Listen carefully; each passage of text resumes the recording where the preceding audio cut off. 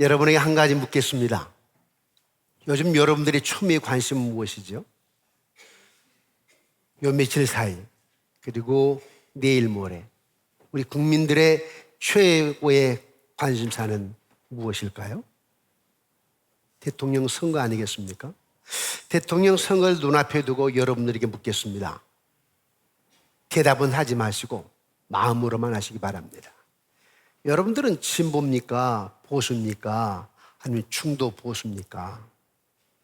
여러분 고향이 영남입니까? 호남입니까? 충청도입니까? 경기도, 인천, 서울입니까? 여러분 무엇에 의해서 인생을 좌우하며 인생의 철학을 정하고 있습니까? 여러분 오늘 예배 드리러 오셨는데 오늘 예배가 여러분 하나님께 드린 예배고 오늘 목사의 설교가 하나님이 주의 종 목사의 입술을 통해서 하나님의 진리가 선포된다고 하는 것을 믿고 이 자리에 앉아 계십니까? 아멘이십니까? 네. 종이 설교할 때 여러분 분명히 하나님께서 말씀하신다고 들어야 하나님 여러분들에게 역사하실 줄 믿습니다. 지금 하나님은 오늘 대통령 선거를 이틀 앞두고 본문 느헤미야 1장 말씀을 통하여서 누가 참 애국자인가? 참 애국자는 누구인가? 여러분 애국자 맞습니까? 여러분 애국자신가요? 오늘 하나님 여러분들에게 묻습니다. 참 애국자는 누구인가?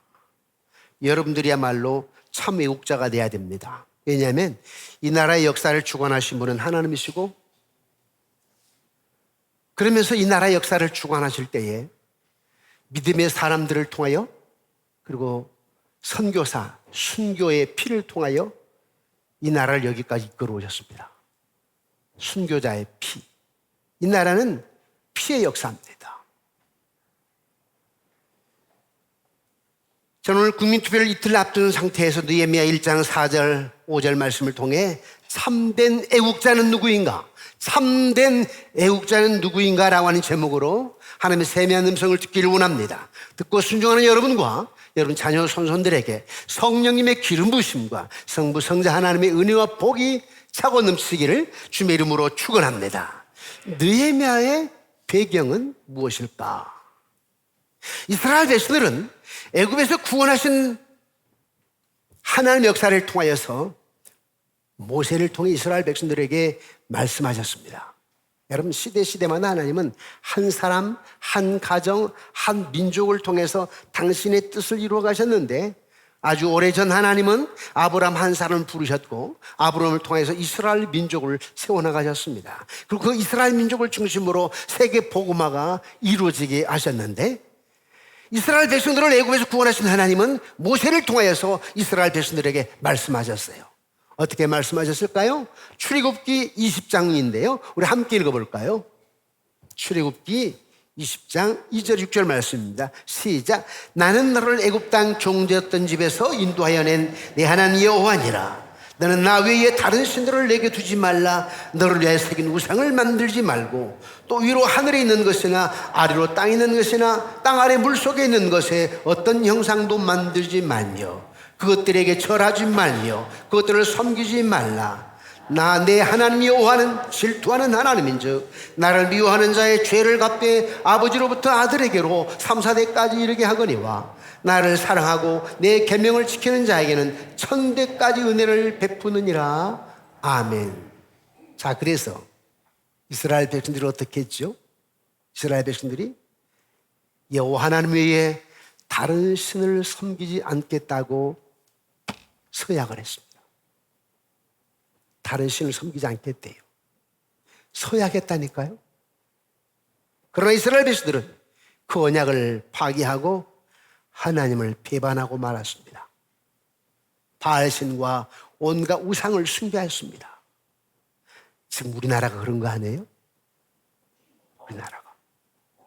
요즘 연예인들 보면 개그맨, 개그우먼 보게 되면 얼핏 하면 사주 얘기하게 되고요. 유튜브에 들어가 보세요. 사주팔자 관상 얘기, 점쟁이 이야기. 대통령도 누가 될 것인가 사주가 나와서 얘기하더라고. 점쟁이가 유튜브에 오니까. 완전히 무슨 사주 점쟁이들이 판을 치는 것 같아요. 자, 그래서 범죄의 대가가 뭔지 아세요? 우상 숭배한 이스라엘 백성들이 바알신 온갖 우상을 섬기는 죄의 대가가 무엇이었죠? 멸망이었습니다. 북쪽 이스라엘은 아수리에서 멸망해버렸고 남쪽 유다는 바벨론에 의해서 멸망해버렸습니다. 예루살렘 성전과 성벽이 완전히 파괴되어져 버렸습니다. 하나님은 성전 중심, 성벽 중심으로 당신의 뜻을 이루어나갑니다. 교회가 참 중요한 겁니다. 교회 건물도 중요하지만 더 중요한 것은 교회 건물 안에 있는 여러분들이 교회입니다. 작은 교회입니다. 여러분들이 참 중요합니다. 122년 후에 예루살렘 성벽이 거의 복구가 되었지만은 사마리아인들의 반대에 의해서 다시 그 성벽이 파괴되어져 버렸습니다. 어느 날 그 소식을 들은 느헤미야가 우리 이스라엘 백성들이 이렇게 열국 중에 흩어진 것은 다른 사람의 죄가 아니라 곧 나와 나의 아버지 집의 죄 때문이라고 했습니다. 나와 나의 아버지 집의 죄 때문이라. 어떤 죄요? 우상 숭배한 죄 때문이라는 겁니다. 나라가 망한 것은 우상 숭배의 죄 때문이라고 하는 것입니다.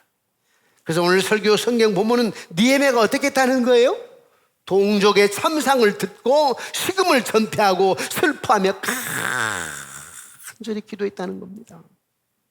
누가 참된 애국자인가? 나라의 참상을 보고 간절히 눈물로 기도하는 사람들이 참된 애국자입니다. 느헤미야는 하나님의 절대 주권과 이스라엘에 대한 하나님의 사랑을 믿었기 때문에 슬픔에만 젖어 있는 것이 아니라 간절히 하나님께 기도했습니다. 자, 그럼 느헤미야는 누구죠? 느헤미야는 할아버지가 유다 예루살렘이 멸망을 할 때 바벨론 포로로 끌려왔어요. 그 후에 포로 생활, 노예 생활 3세로 태어난 사람이 느헤미야입니다. 우리 미국에 이민 가죠. 이민 1세대가 있고 1.5세대가 있고 2세대가 있지 않습니까? 그런 것처럼 바벨론 포로로 끌려가가지고 할아버지한테 끌려갔어. 느헤미야는 바벨론에서 태어났어. 예루살렘 가본 적이 없어요. 근데 그런 사람이 어떻게 아닥사스 왕의 술 맡은 관원장이죠? 술 맡은 관원장이란 말은 비서실장입니다. 왜요? 왕이 술을 마실 때 누가 독약을 넣는가 안 넣는가 맛보는 사람이 술 맡은 관원장. 가장 신뢰하는 사람이 비서실장 아닙니까? 술 맡은 관원장은 오늘날로 말하면 비서실장입니다. 그런데 어떻게 노예 3세인데 예루살렘 사람이라니까요? 지금 바벨론 사람이 아니에요. 이런 느헤미야가 비서실장이 됐다고. 누구의 은혜죠? 누구의 역사고? 그래야 하나님의 역사입니다. 무슨 뜻이 있었기에 이런 하나님의 역사가 느헤미야로 하여금 바벨론의 비서실장이 되겠을까? 뭔가 뜻이지 않겠어요? 역사의 쳇바퀴를 돌리시면 하나님이시고 나라의 운명을 좌우하신 분이 하나님이신데, 아하, 망한 예루살렘 유다 성벽이 무너지고 성전이 불타버렸는데 이걸 재건하기 위해 하나님께서 움직였다는 사실입니다. 한 송이 국화꽃을 피우기에 봄부터 소쩍새는 그렇게 울었나 보다 하는 시처럼 말입니다. 예루살렘을 재건하기 위해서, 하나님의 성전을 재건하기 위해서 하나님은 믿음의 사람을 준비시켜 나갔구나. 생각할 수 없는, 이성으로는 이해할 수 없는 노예 3세 느헤미야를 생각지 못했던 일, 바벨론의 비서실장이 되게 하였구나. 비서실장을 하고 있는데요, 약 1300km쯤 떨어져 있는 예루살렘의 소식을 들었습니다. 어떤 소식이냐 하니까 바벨론에서 일부 간 사람들이 예루살렘 성벽을 재건하는데 사마리아 사람들이 반대를 해가지고 또 무너져 버렸다는 거예요. 그리고 심한 고통 가운데 있다는 소식이었습니다. 그 소식을 느헤미야가 들었습니다. 느헤미야가 듣고 항상 느헤미야는 내가 가보지 않는 땅이고 내가 모르는 땅이지만 나는 할아버지 때부터 아버지 때부터 내 조국에 대해서 들어왔어요. 하나님의 성전이 있는 곳, 하나님이 살아 숨쉬는 곳 예루살렘 땅. 그래서 이 느헤미야는 예루살렘에 대한 갈망이 있었습니다. 다시 예루살렘 성전이 회복이 되고 다시 성벽이 재건되기를 갈망하는 마음이 느헤미야에게 있었습니다. 그런데 성벽이 다시 재건되다가 무너졌다는 소식을 듣고 느헤미야는 가슴 아픈 마음으로 왕에게 얘기하면 되는데 왕이시여, 제가 원래 할아버지 때부터 예루살렘 유다 사람이 아닙니까? 저에게 2달만 휴가를 주시면 가서 성벽을 재건하고 다시 돌아오겠습니다. 가려고 하니까 자금도 주시고 물자도 좀 주시고 그리고 사람도 좀 붙여주시고 인력을 좀 붙여주시고 경호원도 좀 붙여주시고 말하면 돼요. 그런데 느헤미야에게는 어떤 믿음이 있었느냐면 역사의 쳇바퀴를 돌리시면 하나님이시다. 저 성벽을 재건케 하신 분도 하나님이시고 이 아닥사의 왕의 마음을 움직이신 분도 하나님이다. 하나님의 절대 주권을 믿었습니다. 그래서 왕에게 먼저 말하는 것이 아니라 느헤미야는 하나님께 먼저 간절히 기도합니다. 먼저 뭐 했다고요? 기도했다. 하나님께 기도했다. 그러니까 이 나라의 참된 애국자가 누군가, 나라의 운명을 위해서 눈물로 기도하는 사람이 참된 애국자입니다. 이틀 남았습니다. 남은 이틀 동안 여러분들이 해야 될 것이 무엇인가? 눈물로 기도해야 됩니다. 간절히 기도해야 됩니다. 저는요, 내일 전라북도를 가야 되고 모레는 전라남도를 한 바퀴 돌아야 됩니다. 왜냐하면 제가 세계에서 가장 큰 교단이 여러분들이 섬기는 대한예수 장로회입니다. 12,000개 교회. 그래서 이제 부총회장을 출마를 했기 때문에 다니면서 조금 인사를 해야 돼요. 그리고 저의 공약을 잠깐 얘기를 해야 되고. 근데 제가 사전 투표를 안 했습니다. 사전 투표에 대한 말들이 많으니까 안 했습니다. 그리고 내일 내려가서 내일 저녁에 올라와야 됩니다. 9시 15분 KTX로 올라와야 됩니다. 왜 올라왔냐면 투표하기 위해서. 아침 6시인가요? 6시에 첫 투표를 하고 또 7시 55분 내려가야 됩니다. 왜? 나의 한 표가 중요하다. 나의 믿음이 중요하다. 여러분, 나라 민족을 위해서 눈물로 기도하셔야 됩니다. 여러분들의 기도, 여러분들의 책임감이 이 나라의 운명을 좌우하고 여러분들의 책임감이, 여러분 눈물의 기도가 다음 세대, 여러분 자녀 손손들 그 삶에 중요한 역할이 있습니다. 여러분들이 어떤 사람이냐에 따라서 20년, 30년 후에 여러분 손자, 손녀들의 삶이 결정이 됩니다.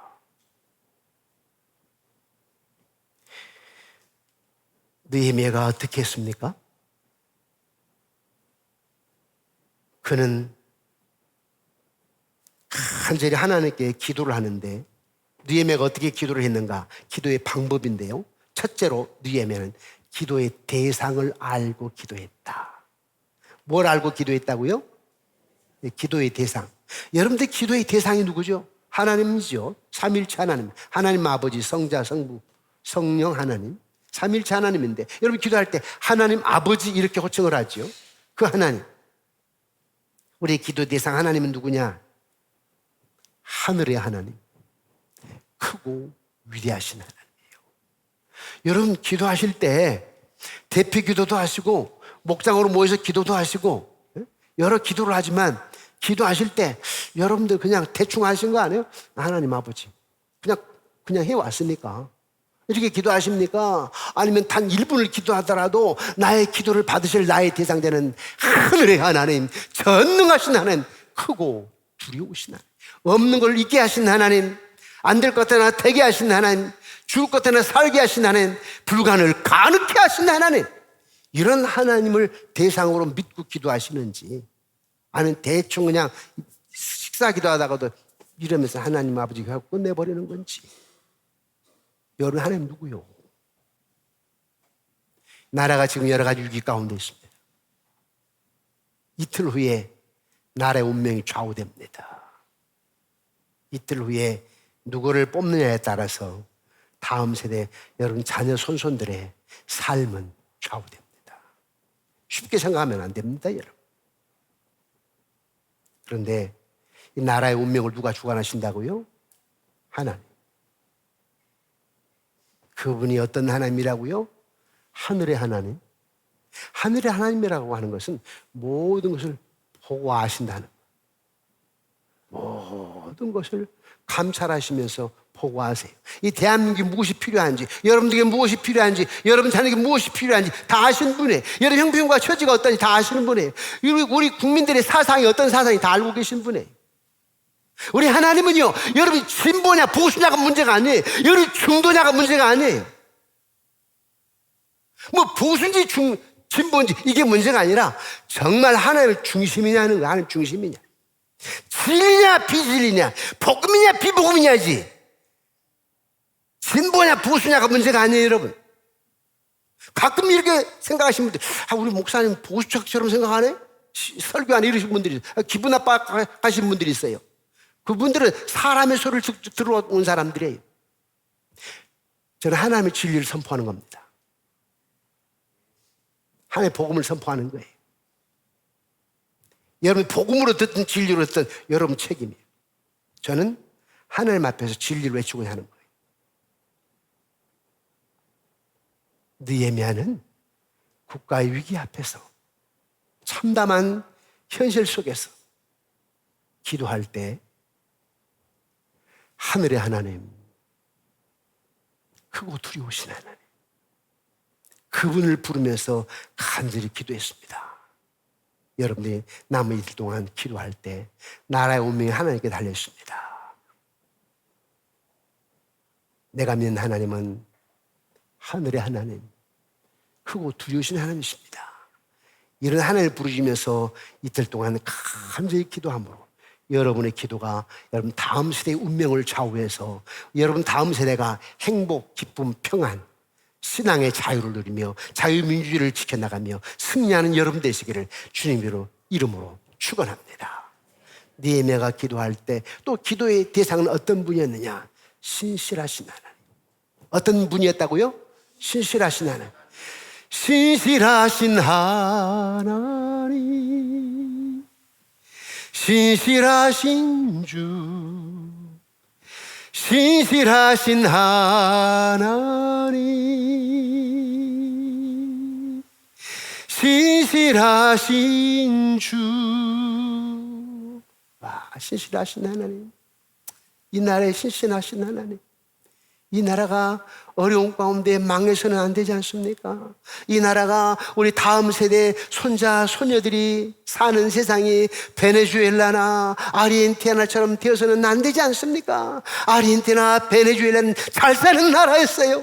세계 5위, 7위 이런 나라였어요.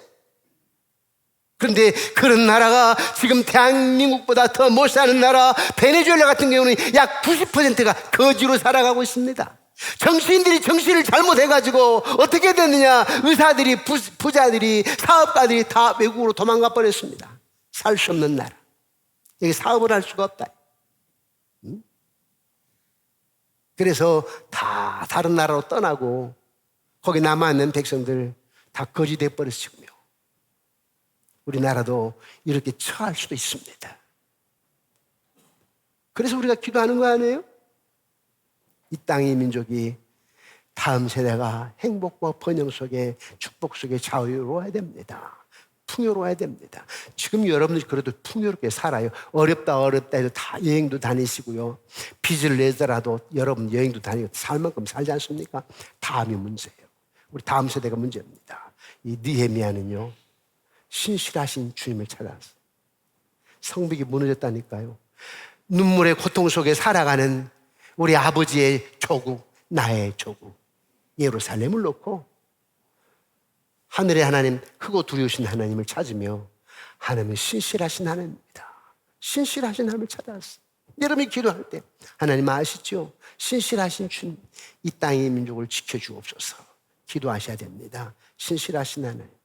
자, 신실하신 하나님을 찾으면서 또 어떻게 기도하는지 아십니까? 세 번째는 애통하며 기도해요. 애통하며. 우리의 기도가 요즘 애통하는 기도가 아닌 것 같아요. 그죠? 애통하는 기도가 아닌 것 같아요. 여러분 중에는 일제 식민지화를 경험하신 분도 계세요. 우리 저 집사님 90 중반 되신 우리 집사님 같은 90 넘으신 집사님 같은 경우에 여러분 6.25를 경험하신 분들이 계시더라고요. 저는 6.25 53년도에 6.25가 끝났으니까 전쟁이 끝났으니까 58년에 태어났으니까 생각해 보니까요. 내가 어렸을 때 산에 가서 소나무 있잖아요. 친구들하고 가가지고 낫으로 딱 소나무를 쳐요. 그 안에는 하얀 살이 있거든요. 그걸 벗겨서 먹었다는 거. 배고프니까. 지나가다가 밭에서 보리 잘라서 구워가지고 불태워서 비벼서 먹고 그 배를 채우고 저수지 방축이라고 합니까? 거기 가가지고 삐삐 뽑아가지고 그걸로 이렇게 먹고 쓰레기 밭에서 주워다가 그거 끓여서 몇 명이 이런 양은솥에다가 끓여가지고 불 끓여서 먹고 그러신 거 아니에요? 제가 그때는요 6.25를 실감은 사실 못했어요. 탄피 주워서 팔고 엿싸 먹고 수류탄 안 터진 거 있다가 터 죽기도 하고 그러지 않습니까? 나중에 보니까 야 6.25 후에 후유증이구나. 그걸 나중에 더 커서 알았지. 내가 어렸을 때는 몰랐다니까. 그런데 그 6.25가 그냥 누가 대비나 해서 생각지 못했잖아요. 일제 식민지하는 생각이나 했습니까? 생각지 아니할 때 이런 일이 났어요. 지금 여러분들이 생각하면 목사님 뭐 이렇게 긴장감을 주시지? 만약 이틀 후에 대통령 선거에 따라서 나라가 큰 운명에 처한다? 실감이 안 날 수도 있는데 베네수엘라가 그렇게 될지 누가 알았겠냐고요. 아르헨티나 사람들이 그렇게 될 누가 알았겠느냐고요. 베트남이 망할 때 누가 그렇게 될 줄 알았어요? 몰랐어요. 우리도 역시 마찬가지. 우리는 기도해야 돼요. 나라 민족을 위해서 역사의 주관자가 되신 여호와 하나님 간절히 애통하며 기도해 눈물로 기도해야 됩니다. 우리 예수님도 나사로가 죽었을 때 눈물로 기도했습니다. 망할 이 베들레헴 예루살렘을 바라며 눈물로 기도했습니다. 눈물을 흘리셨습니다. 애통하면서 기도해야 되고 또 금식하며 기도해야 됩니다. 요즘은 잘 금식하며 기도 잘 안 하시죠. 제가 30살 때 총신대학원에 들어갔을 때 척추 괴력으로 죽다 살아난 거 아닙니까? 신생아가 태어났고 신학대학원에 들어갔는데 척추 괴력이라서 배가 임산부처럼 이렇게 나오고 척추 괴력은 척추뼈가 결핵이 생겨가지고 결핵균이 염증 녹으면서 그 염증이 배로 차는 거예요. 그 염증이 배로 이렇게 차오르는 거예요. 그래서 휴학을 하고 이제 아이는 태어났는데 이거 어떡하지? 아내는 새색시인데 어떡하지? 캄캄하잖아요. 그래서 기도원에 올라갔어. 이틀 동안, 2주 동안 금식 기도하고 이어서 한 주 동안 단식 기도하고 내가 생각할 때 응답은 없었습니다. 딱 죽게 생겼어요. 그런데 아내하고 막내 처남이 기도원에 찾아오셨어요. 와서 보니까 얼마나 캄캄하겠어요. 사람이 이렇게 돼 있고 삐쩍 말라 있고 폐는 이렇게 나와 있고 그래서 기도원에서는 더 기도하재. 그때 아내하고 처남이 안 됩니다 하고 택시를 불러가지고 택시를 잡아 타고 내려왔어. 내가 내려올 때만 하더라도 응답받지 못했다고 생각을 했어. 지나놓고 보니까 수술할 수 없는 상황, 돈이 안 되니까 수술비가 거의 500만 원인데 내가 살고 있는 신혼집 해봐야 집값 빼봐야 450만 원이라니까. 불가능한 일 아닙니까? 수술에도 한 번에 끝나면 좋은데 한 3번 해야 된다는 거, 3번을. 불가능한 일이죠. 그런데 한 번에 끝났고 모든 게 다 되고 나서 낫고 나니까 내가 금식기도 할 때 그때 당장 응답은 없었지만 그 금식기도 단식기도 그 응답으로 그 뒤에 생각지 못하게 순전히 모든 것이 이루어졌구나. 그래서 금식기도가 참 중요하다는 생각을 했는데요. 느헤미야는 간절히 애통하면서 4달 동안을 기도합니다. 금식을 얼마 정도 했는지는 모르지만 일단 이런 기도를, 간절한 기도를 애통하며 기도하며 하늘의 하나님, 크고 두려우신 하나님, 신실하신 하나님에서 4개월 동안 기도합니다. 이렇게 해서 하나님은 이런 느헤미야의 기도를 응답하시고 느헤미야로 하여 가서 성벽을 재건하게 합니다. 그래서 하나님은 누구냐? 역사의 쳇바퀴를 돌리신 분이시고, 하나님은 누구냐 하니까 기도하는 사람을 통하여서 당신의 뜻을 이루어 가십니다. 누가 참된 애국자인가? 나라를 위해서 눈물로 기도하는 사람이 참된 애국자입니다. 나는 요즘 군인들을 잘 못 믿겠어요. 전쟁이 일어나면 나와 함께 우리 장군들 싸우러 가야 됩니다. 군인 못 믿겠어. 그런데 내가 믿는 분은 여호와 하나님이십니다. 전능하신 하나님이 이 나라를 지키실 줄 믿습니다. 자, 그런데 말입니다.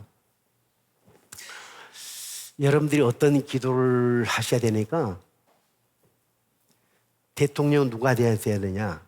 절대 차별금지법을 법제와 제도하려고 하는 사람은 안 됩니다. 동성 결혼을 합법화시키려고 하는 사람은 안 됩니다. 여러분 분명히 들으시기 바랍니다. 목사님 무슨 소리 하려고 하는 거야? 그렇게 생각하실 분이 계실 텐데, 하나님의 명령이에요. 동성 결혼은 하나님 뜻이 아니죠. 창세기 1장에 하나님은 남녀 결혼하게 만들었어요. 동성의 결혼을 합법화하는 것은 하나님의 명령에 불순종하는 것입니다.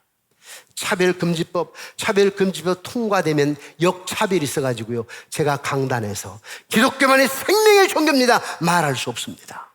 만약에 차별금지법을 법제하고 또한 동성 결혼을 합법화시킬 사람이 대통령이 되게 되면 저 여러분 2, 3년 후에 못 봅니다. 아니 1년 후에 못 볼 수도 있습니다.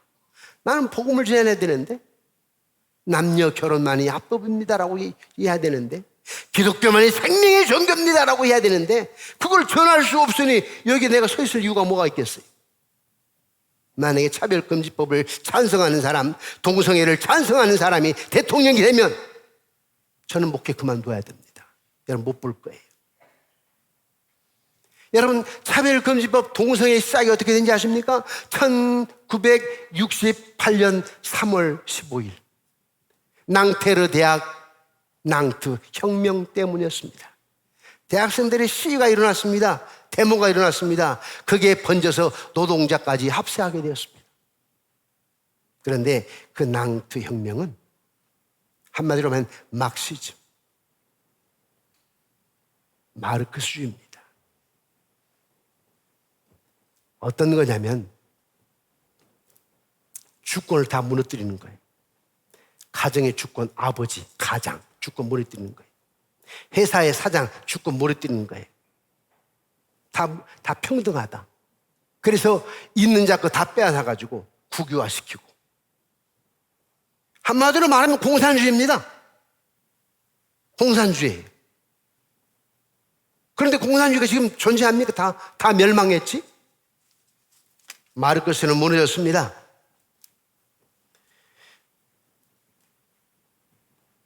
그래서 신마르크스주의, 네오마르크시즘이 생기게 된 건데, 네오마르크시즘 뭐냐면은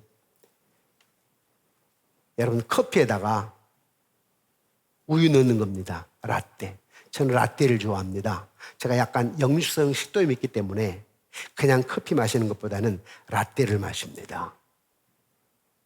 그런데 저는 거짓 인권을 싫어합니다. 인간주의를. 나는 신본주의지 인간주의가 아닙니다. 네오마르크시즘, 신마르크스주의가 출현하게 됐는데, 휴머니즘이죠. 휴머니즘 뭐예요? 인간주의입니다. 인간주의. 인권 평등, 소수자 인권 보호입니다. 참 좋은 말이에요. 사람에게는 개인의 잠재된 깊은 욕구가 있는데 그 욕구를 발산시키고 충족시키며 살게 되면 누구나 행복을 누리게 된다, 이겁니다. 이것이 바로 네오마르크시즘이에요. 신마르크스주의입니다. 그런데 하나님께 창조하신 질서와 틀이 인간을 억압하는 산물이기 때문에 이 억압에서 해방시키는 것이 인권 회복이라는 겁니다. 다수자는 무조건 가해자이고 소수자는 무조건 피해자라는 겁니다. 그들은 성적 쾌락이 모든 행복의 근원이 되기 때문에 모든 종류의 성적 행위를 인정하는 에로스 사회를, 즉 성매매 합법화, 성매매 합법화예요. 포르노 합법화, 동성간 성행위 합법화, 어린이 성행위 대상으로 하는 소아성애 합법화, 수간, 짐승, 수간 합법화, 기계성애 합법화, 시체성애 합법화, 30여 종의 성적 취향을 모두 인정해버려요. 무섭죠? 잘 몰라요. 정치인들도 잘 몰라, 이거. 아는 사람 있지만 많은 경우는 몰라요. 사람은 성적 욕구를 잘 풀어줘야 하는데 인간의 성적 욕구를 억압시키는 구조가 있다는 거예요. 근데 첫 번째 구조가 가정이랍니다. 성적 욕구를 억압하는 첫 번째 구조가 가정이다. 가정에는 남녀가 만나 서로 사랑하고 결혼해야 한다는 거예요. 보편적인 그런 통념 속에서 동성끼리 서로 사랑을 못하게 하는 것이 가정이라는 거예요.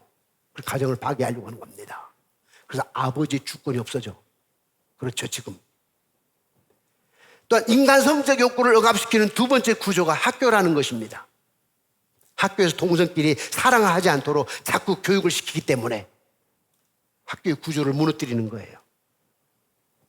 인간의 성적 욕구를 억압시키는 세 번째 구조가 종교라는 것입니다. 종교 중에서 특히 교회가 개인적인 성적 욕구를 억압시킨다는 거예요. 그래서 교회가 동성애를 반대한다는 것입니다. 그러니 네오막시즘 안목으로 볼 때 그들의 가장 큰 원수가 무엇이겠습니까? 교회입니다, 교회.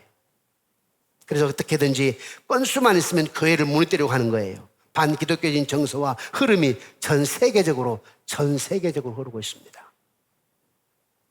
미국에서 목사님에게 동성애자가 주례를 서달라고 했는데 주례를 안 서주니까 목사님 고발했어요. 감옥에 가 있어요. 앞으로 이런 시대가 올 수도 있습니다. 이 땅에도.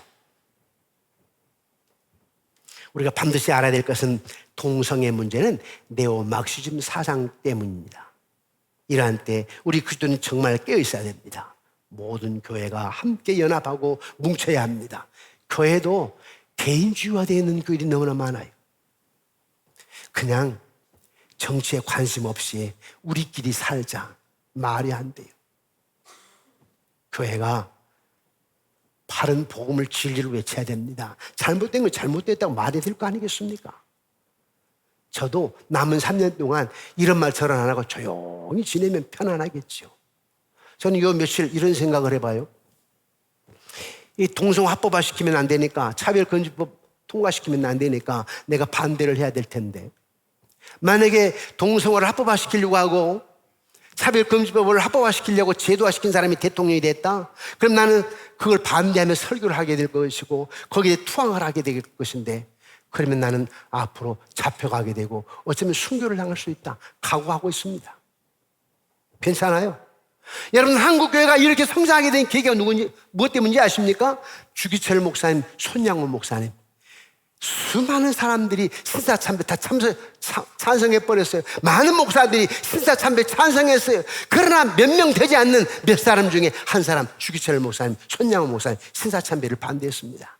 형상이 스스로 사라졌지요. 신사참배 찬성했던 사람들 나중에 교회 큰 교회 목사님이 됐습니다. 아주 명예가 있었지요. 주님이 기뻐하실까요? 주기철 목사님, 손양호 목사님이 순교의 피를 흘리시고 그래도 복음을 지켜나갔기 때문에 하나님이 이 땅 임적의 교회를 이렇게 세워나가셨던 것입니다. 히브리서의 믿음의 사람은 몇 명 안 됐습니다. 한 40여 명? 성경에 수많은 인물들이 나오지만 정말 끝까지 믿음을 지켰던 사람은 한 40여 명. 여러분들이 신앙생활할 때 진보냐 보수냐를 따져서는 안 됩니다. 어느 지역이냐 따져서는 안 됩니다. 지금 진리냐 비진리냐, 복음이냐 비복음이냐, 이걸 따져야 됩니다. 내가 어느 지역에 살기 때문에 그 지역의 흐름이, 정서가 흐르기 때문에 거기에 따라간다. 우리 부모님이 어떤 정서, 어떤 역사이기 때문에 내 부모님을 따라간다. 저와 이런 믿음의 사람이기 때문에, 하나님의 사람이기 때문에 진리를 따라가야 됩니다. 하나님이 지금 뭐라고 말씀하실까? 하나.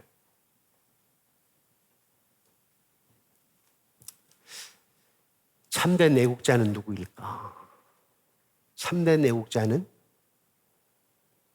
다음 세대 여러분 후손들을 위하여서 하늘의 하나님께, 크고 두려우신 하나님께 기도하는 사람.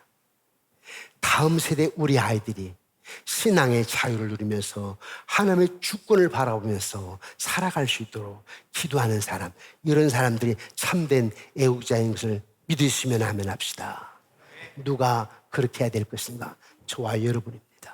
저와 여러분이 남은 이틀 동안 나라와 민족을 위해서 차별금지법을 통과시키지 않을 사람, 동성애를 창성하며 동성애 결혼법을 합법화시키지 않을 사람, 그런 사람이 대통령이 되어야 다음 세대 우리 아이들이 행복하게 신앙의 자유를 누리면서 풍요를 누리며 살아갈 수 있다라고 하는 그런 마음으로 기도하면서 지혜스럽게 정하시고 투표하셔서 다음 세대 행복한 나라를 만들어가는 저와 여러분 되어지기를 주님의 이름으로 축원합니다.